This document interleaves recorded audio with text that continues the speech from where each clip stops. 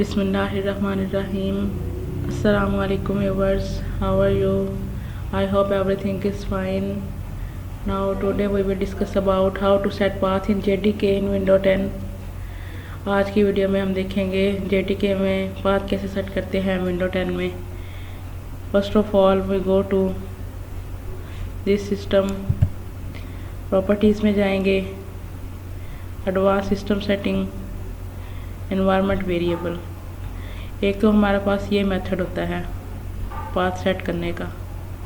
अगर आपने इस तरह करना है तो इस तरह भी कर सकते हैं, लेकिन हमारे पास एक सेकंड ऑप्शन भी होता है. हम सर्च में जाएंगे, एडवांस्ड सिस्टम सेटिंग, इस पर हमने क्लिक करा. एनवायरनमेंट वेरिएबल पर जाएंगे और हमारे पास आएगा न्यू. पाथ पे क्लिक करा, हमारे पास आ गया न्यू. तो हम क्या करते हैं, पहले हम जाएंगे माय सिस्टम पर, सी पे क्लिक किया, प्रोफाइल, ये हमारे पास आ गया जावा. इस पे हमने क्लिक किया और ये हमारे पास आ गया है JDK. इस पे हमने क्लिक करा.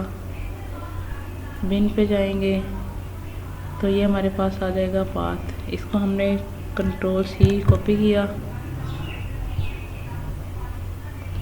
इसको मिनिमाइज करते हैं. एडवांस सिस्टम सेटिंग पे गए, एनवायरनमेंट वेरिएबल पे जाएंगे, हमने पाथ पे क्लिक करा. न्यू पे जाएंगे, यहाँ पे हम लिखेंगे पाथ. ये हमने सारा कैपिटल में लिखना है. और यहाँ पे हमने जो पाथ कॉपी किया था उसको हमने Ctrl+V करा, ओके कर दिया. इसको भी ओके और इसको भी ओके कर दिया. ये हमारे पास आ गया. हमने इसका पाथ कॉपी कर दिया. अब हम जाएंगे CMD, इसको हमने क्लिक करा तो यहाँ पे हम लिखेंगे जावा C. आपने देखा हम हमारे सिस्टम में गए, प्रोफाइल में गए, प्रोग्राम फाइल्स में गए.